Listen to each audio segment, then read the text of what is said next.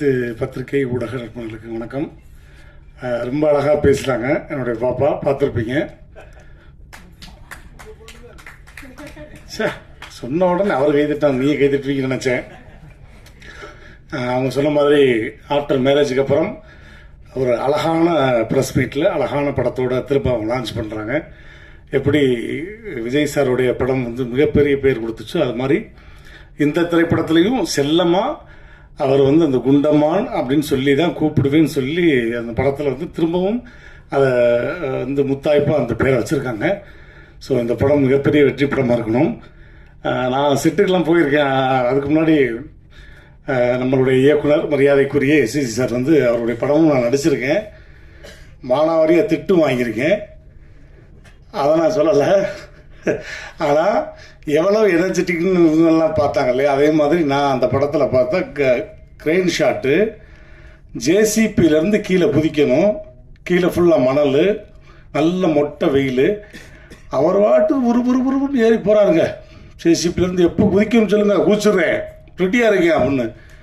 நாங்கள்லாம் நெஞ்சில் அப்படி புதுசாக கையில் பிடிச்சிருக்கு, என்னப்பா அவர் வாட்டுக்கு மேலே ஏறி குதிக்கிறேங்க, ஷாட்டு சொல்லுங்க அப்படின்னு. அவ்வளவு தூரம் சின்னப்பா அந்த ஒரு ஹில்ஸில் ஏறுறாரு, உருள்றாரு. இவர் உருள்றதை பார்த்து எனக்கு என்ன பயம்னா, நம்மளே இதே மாதிரி உருளை விடுவாரோ, நம்மளே குதிக்க சொல்லுவாரோ அப்படின்னு நான் பயந்துக்கிட்டு இருக்கேன். அப்புறம் இடையிலாம் நான் கொடைக்கானல் போகும்போது சாரை பார்க்கணும், பாப்பா பார்க்கணும், ஷூட்டிங்கை பார்க்கணும் அப்படின்லாம் போகும்போது ஃபேமிலியோட போகும்போது கிட்டத்தட்ட ஒரு 1 மணி நேரம் அவருடைய ரூமில் கதற சிரிக்க வச்சுட்டு வந்தேன். அது எனக்கு இன்னும் லைஃப்பில் மறக்கவே முடியாது. அப்புறம் பாப்பா சொன்னாங்க, சார் உங்களை மாதிரி அப்பா பேசுவார் அப்படின்னோடனே, சரி பேசுங்க அப்படின்னாங்க. சார் பேசட்டுமா? என்ன ஆக போகுதோ தலைப்புச் செய்தி அப்படின்ற மாதிரி. அப்பாவுடைய வாய்ஸ் எப்படின்னா, அதாவது இந்த படத்தில் அந்த குண்டம்மாங்கிற ஒரு கதாபாத்திரம் இருக்கு இல்லையா, ரொம்ப பிரமாதமாக நடிச்சிருக்காங்க. இவங்களோடெல்லாம் ஓடி நான் நடிக்கக்கூடிய ஒரு வாய்ப்பு எனக்கு இன்னும் இந்த ஆண்டவன் கொடுத்துருக்கான் அப்படின்னு நினைக்கும் பொழுது அந்த ஆண்டவனுக்கு ரொம்ப ரொம்ப நான் நன்றியை சொல்லிக்கிறேன். இந்த படம் மிகப்பெரிய வெற்றி படமாக இருக்கணும். பொதுவாக மற்ற உயிரினங்களை திருப்பி போட்டால் அந்த கடவுள்ன்ற வார்த்தை வருமா அப்படிங்கிறது தெரியல. ஆனால் டாக்கை மட்டும் நீங்கள் திருப்பி போட்டிங்கன்னா அது காடுன்னு வரும். அவ்வளவு அழகாக நடிச்சிருக்காங்க. அவங்களுக்கு என்னுடைய நன்றியை சொல்லி, இந்த படம் மிகப்பெரிய வெற்றி படமாக கொண்டு போய் சேர்க்க வேண்டியது பத்திரிகை நண்பர்களுக்கு அப்படின்னு சொல்லிக்கிட்டு, இறைவன் மிகப்பெரிய ஒரு இந்த படத்துக்கு சப்போர்ட்டாக இருக்கணும்னு வேண்டிக்கிட்டு விடைபெறுகிறேன். நன்றி, வணக்கம். நன்றி. ஸோ அதனால உனக்கு காஸ்டியூம் பர்ச்சேஸ் பண்ணணும்பான்னு சொல்லிட்டு 8:30 மணிக்கு கொடைக்கானல் எவ்வளோ குளிர் இருக்குன்னு எல்லாருக்குமே தெரியும். ஸோ அந்த 8:30 மணிக்கு எனக்காக ஒரு காஸ்டியூம் பர்ச்சேஸ் பண்ணி நெக்ஸ்ட் டே நாளைக்கு காலையில் எனக்கு காஸ்டியூம் போட்டு காமிக்கணும் கேமரா மாட்டேன். நெக்ஸ்ட் டே காமிக்கும் போது இது பர்ஃபெக்டாக இருக்குன்னு அந்த பர்ஃபெக்ஷனை சார்ட்ட நான் கற்றுக்கிட்டேன். ஸோ இந்த மாதிரி நிறைய விஷயங்கள் எஸ்எஸ் சார் கூட ஒர்க் பண்ணது ரொம்ப பாக்கியமாக இருக்குது. அதே மாதிரி நான் ரொம்ப பெருமையாக சொல்ல, விஜய் சார் கூடயும் ஒர்க் பண்ணிட்டேன், அவங்க அப்பா எஸ்எஸ் சார் கூடயும் நான் ரொம்ப ஒர்க் பண்ணிட்டேன். எப்படி பிகில்ல பாண்டியம்மான்ற ஒரு கேரக்டர் ரொம்ப ஆழமா இன்னைக்கும் கவிதா பாரத் சார் பாண்டியம்மா தான் கூப்பிடாரு. அது எனக்கு அவ்வளோ பெருமையா இருக்கு. ஸோ அந்த மாதிரி கண்டிப்பா கூரனும் ஒரு நல்ல ரெகக்னேஷன் எனக்கு கொடுக்கும். And next thanks to our director Nithin bro. நான் அவர் சார்லாம் கூப்பிட மாட்டேன், ப்ரோன்னு தான் சொல்லுவேன். ஸோ அந்த பாண்ட்லேயே தெரிஞ்சிருக்கும் எவ்வளோ கம்ஃபர்டபுளாக என்ன செட்ஸில் வச்சிருந்தாரு. அவர் ரொம்ப கூலஸ்டான டைரக்டர். அவருடைய வே ஆஃப் எக்ஸ்பிளனேஷன் ஸ்கிரிப்ட் எல்லாமே ரொம்ப கூலாக இருக்கும். நிறைய டென்ஷன்ஸ் ஆஸ் அ டைரக்டர் நம்ம எல்லாருக்குமே தெரியும், நிறைய டென்ஷன் ஓடிட்டே இருக்கும். ஆனால் எனக்கு சீன் எக்ஸ்பிளைன் பண்ணும் போதோ இல்லை மற்ற ஆர்டிஸ்டோ இல்லை மற்ற ப்ரொடக்ஷன் டீம் யார்ட்ட பார்க்கும்போது ரொம்ப கூலாக ஓகே ஓகே போகலான்னு ரொம்ப கூலாக இருக்கக்கூடிய டைரக்டர் நிதின் ப்ரோ. அண்ட் அவருடைய தாட்ஸ் அண்ட் அந்த பிராட் மைண்டட் ஆஃப் ஸ்கிரிப்ட் வந்து ரொம்ப அழகா இருக்கும். நீங்க அந்த படம் பார்க்கும்போது தெரியும். ஸோ டெபியூ மாதிரியே தெரியாது, ரொம்ப அழகா கொடுத்துருந்தீங்க. Thank you Nitin bro for choosing. Thank you SS sir என்னை செலக்ட் பண்ணதுக்கு. அண்ட் பெரிய பெரிய நன்றி வந்து விக்கி அண்ணா. விக்கி அண்ணா வந்து நான் எது கேட்டாலும் ப்ரொடக்ஷன் சைட்ல இருந்து நோ சொல்லவே மாட்டாரு. எனக்கு என்ன தெரியல, நான் எந்த ஷூட் பண்ணாலுமே ஒரு செல்ல பிள்ளையாடுறேன். அதே மாதிரி நான் என்ன கேட்டாலும் விக்கி அண்ணா ப்ரொடக்ஷன் சைட்ல இருந்து நோ, இல்லம்மா பண்ணிடலாம், இது பண்ணிடலாம், அது பண்ணலாம். 1000 டென்ஷன் இருக்கும். 1000 டென்ஷன் நடுவுலையும் என்ன ரொம்ப அழகா பாத்துக்கிட்டது வந்து விக்கி அண்ணா. தேங்க்யூ விக்கி அண்ணா. இன்னைக்கு வரைக்கும் நான் ஃபர்ஸ்ட் ரிங் கொடுத்தோன்னே என்னமா சொல்லுமான்னு கேக்குறீங்க, அந்த லவ்வுக்கு ரொம்ப ரொம்ப ரொம்ப நன்றி.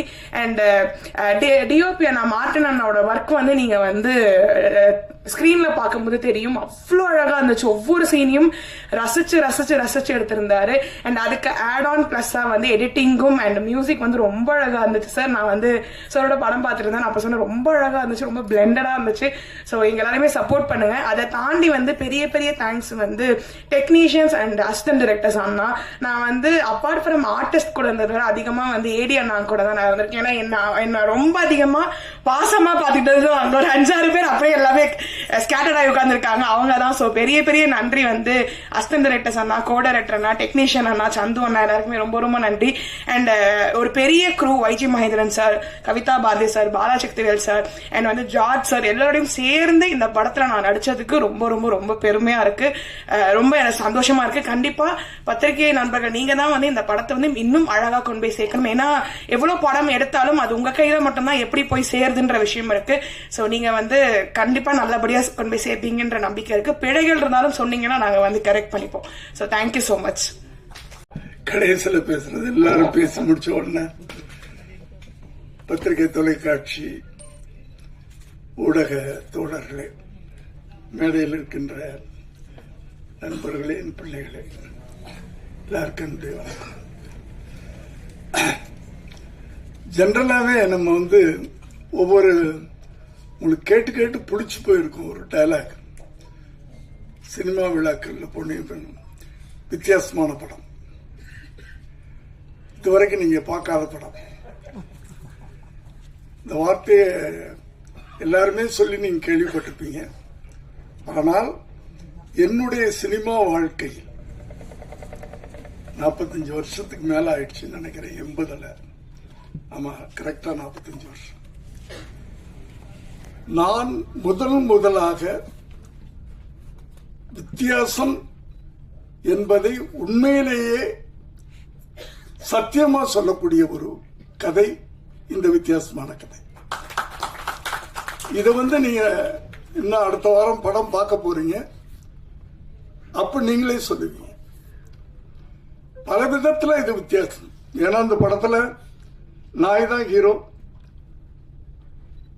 ஒரு ரிவெஞ்ச் எடுத்து ஒரு படம் பெரிய ஹிட் ஆயிருக்கு.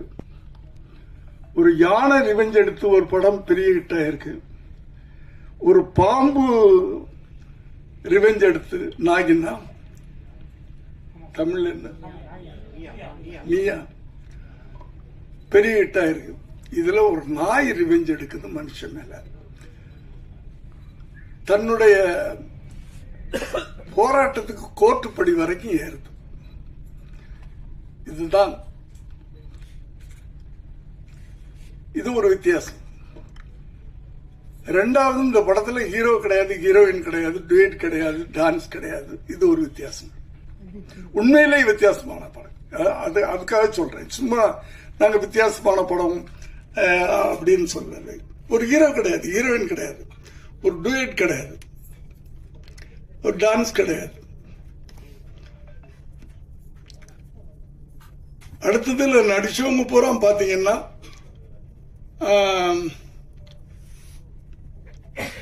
நாய். நான் ஒரு 80 வயசு குறைச்சு சொல்றேன், பரவாயில்ல.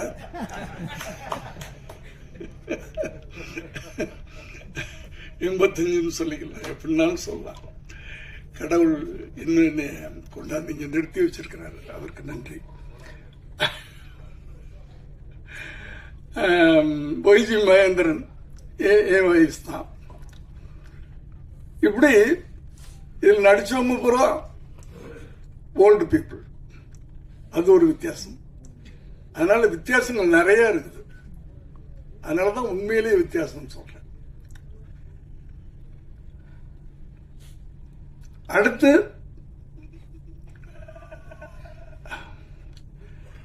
என்னை பத்தி எல்லாரும் பேசினாங்க. அது எனக்கு கடவுள் கொடுத்த ஒரு கிஃப்ட். ஓடிக்கிட்டே இருக்கிறேன், அதனால ஏதோ ஆக்டிவா இருக்கேன், அவ்வளவுதான். அடுத்தது மனசு சந்தோஷமா வச்சிருக்கிறேன். எப்பவுமே எந்த எதையும் பாரத்தை தலையில போட்டுக்கிறது இல்லை. கடைசி வரைக்கும் உழைச்சிக்கிட்டே இருக்கணும். அதுக்கு என் கூட இருக்கிறவங்கள எனக்கு ஹெல்ப் பண்ணிக்கிட்டு இருக்கிறாங்க. நான் ஆபீஸ்க்குள்ள நுழையும் போது எல்லாரும் இருக்கணும்னு ஆசைப்படுவேன்.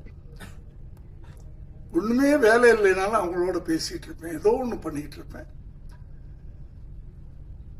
ஏன்னா வீட்டுல உட்காரக்கூடாதுன்னு நினைப்பேன். நான் உட்கார்ந்தா படுக்கணும்னு தோணும், படுத்தா எந்திரிக்க முடியாது. அப்புறம் அவ்வளவுதான், ஈஸ்டர்ல அந்த வாழ்க்கையெல்லாம் வேணாம் அப்படின்னா அந்த காலையில 9 மணிக்கு ஆபீஸ்க்கு வந்துடுறது. அப்படி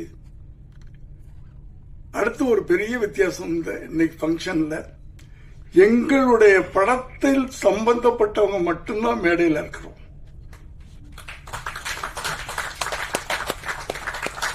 சம்பந்தம் இல்லாத ஒரே ஒருத்தர் ரோபோ இங்க உட்கார்ந்தாரு. அவர் கூட சம்பந்தம் இல்லாத ஒண்ணு சொல்ல முடியாது. ஏன்னா குண்டம்மாவுடைய அப்பா குண்டம்மா அப்படின்னு சொல்லுவாரு. அதை நாங்க எங்க படத்துல வச்சுக்கிட்டோம், நாங்க யூஸ் பண்ணிக்கிட்டோம். அதனால அவரு எங்க யூனிட்டை சேர்ந்தவர் தான். அதனால நாங்க தான் அந்த எங்க ஃபங்க்ஷனுக்கு சீஃப் கெஸ்ட். அதுலயும் ஒரு வித்தியாசம் தான். அடுத்து ஒரு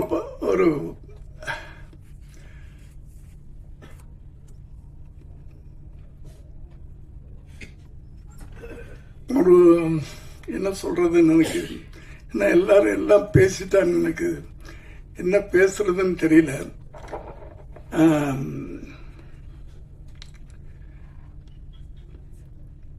என்ன சொல்லணும்?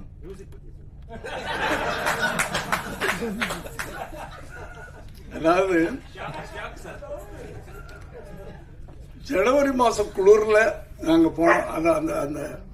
அந்த எக்ஸ்பீரியன்ஸே ஒரு பெரிய எக்ஸ்பீரியன்ஸ். அது கொடைக்கானல்ல நடுங்கிக்கிட்டே ஷூட்டிங் பண்ணோம். ஆனா அந்த ஷூட்டிங் ஆரம்பிச்ச உடனே அந்த நடுக்கம்லாம் போயிடும். நம்ம சொன்ன மாதிரி ஜுரங்கிறலாம் அது எனக்கு ஜுரம் வந்தே இத்தனை வருஷத்துல ஜுரம்னு வந்ததே கிடையாது. அங்க ஏதோ வந்துருச்சு 102 டிகிரின்ட்டாங்க. ஆனா எனக்கு தெரியும், நான் ஷூட்டிங் ஸ்பாட்டுக்கு போனா ஜுரம் போயிடும்னு எனக்கு தெரியும்.